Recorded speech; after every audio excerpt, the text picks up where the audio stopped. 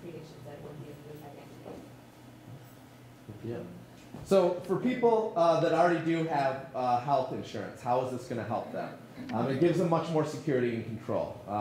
So the pre-existing condition fiasco we have, where if you have a pre-existing condition, you're not going to get approved for insurance because you're going to be too expensive. You're already sick. You should have had insurance beforehand. We've heard all of it. Well, in 2010, for children, they can no longer be denied health insurance or be kicked off because they have a pre-existing condition. That will go into effect for everyone else starting in 2014.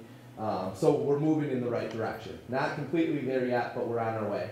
The financial protections in the law. No annual or lifetime limits on coverage. Again, that went into effect for children already.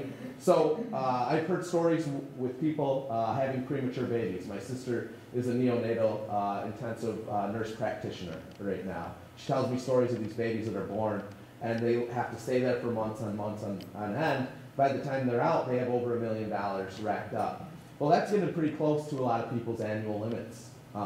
So there's people who, once their baby's 4, they've hit their lifetime caps, and their parents have to decide, you know, do I change jobs so I can get more insurance before they're completely kicked off? It's not a system that we need people to be in. But once you're sick, that's when you need your insurance to really kick in. So there will be no annual limits, no lifetime limits for everyone in 2014. That's in effect for children right now. There's going to be spending caps on what you are responsible for out-of-pocket spending. It's going to be about $6,000 for an individual and about $12,000 for a family. That's big. It's one of the leading causes of bankruptcy is our healthcare costs right now. If you can limit it to only $6,000 out of pocket, you know, that will put someone in a bind, but it probably won't make them go completely bankrupt. So there's hope on the way. Insurance companies are actually limited on what they can spend their money on for the first time. They have to spend 80 to 85% on actual health care and only leaving that 20 to 15% for overhead, for CEO pay, for advertising, for lobbying. This is something that the insurance industry obviously hates. They fought this. They actually convinced the state of Michigan to step in and request a waiver so the state of Michigan doesn't have to follow this law for 3 years. Us at Michigan Consumers for Healthcare, we were very opposed to that. We found that their waiver was going to cost about $53 million in rebates that would go directly to individuals and be capped for the insurance industry. So we had a pretty big involvement. The Health and Human Services, again, had a comment period for consumers. We had over 6,000 people sign a pledge against it, and over 100 individuals write letters, as well as a couple dozen nonprofits and organizations urging them to deny the waiver. Didn't make sense, and they did. They denied the waiver, which was something pretty special. It's not an attractive issue. It's not something you're going to turn on CNN and see them talking about, oh, Michigan got denied their medical loss ratio waiver. No, they're going to talk about death panels and things that don't exist. But this is really what matters, and that was a big win for us. To get that involvement from consumers was very important. And we actually did get interviewed by Politico for that, wanting to know how we made something this boring, that attractive for that many people to get involved.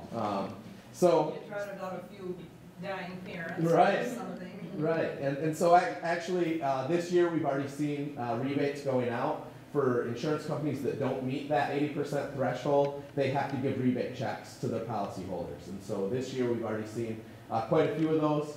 For people whose employer pays for their insurance, the employer will get those rebates. I know some places the employer has then passed them back on to their employees. Not required by the law, but we have seen these checks come out. So when people are even getting an $80 check from their insurance company, they know that they're at least spending their money on the health care that they're actually paying for. So there's tax credits available that will be available in 2014, I'll talk about in a little bit. And rate adjustment. For the first time, insurance companies that increase your premiums, they have to justify that. They have to say this is why. And there's a level. It has to be a certain increase for them to have to justify that. But for the first time, they actually have to. You don't just get a letter in the mail that says your premiums are going up 17%. Deal with it. Yes? You said that medical expenses are a major reason for bankruptcy. Is that in Michigan or across the country? That's across the country. So one of the biggest pieces of this law is expanding the state health insurance programs. Here in Michigan, the Medicaid program. We were talking a little bit about this beforehand. To be eligible for Medicaid right now, you have to fit into one of 25 categories. A lot of times you have to be pregnant, you have to have a disability, you can make very little money. With this law, it does away with all of those categories, and it's completely based on your income. So in 2014, if you make under 133% of the federal poverty level, you will be eligible for Medicaid, regardless of whether you have a disability, a child, anything.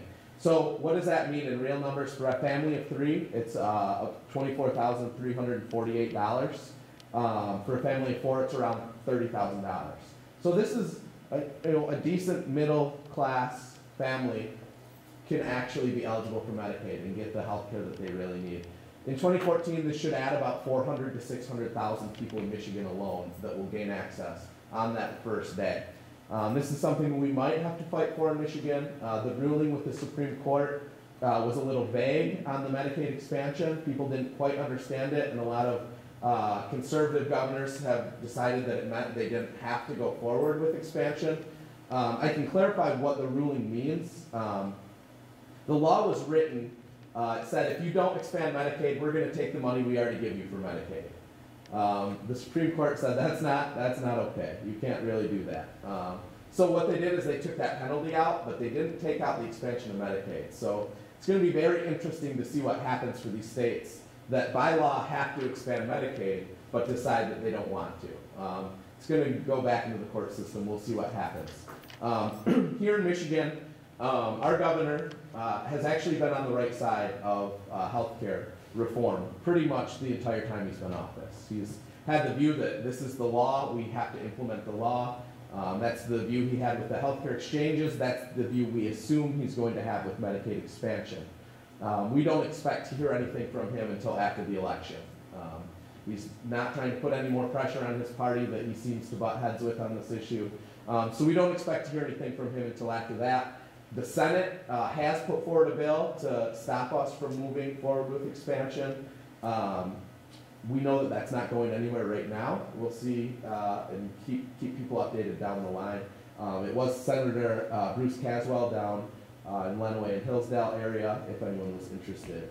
I don't have the Senate bill. It's like 4 sentences long. It's very short. It just says we're not going to expand Medicaid to 133% of the federal poverty level. It doesn't make sense not to get these people coverage.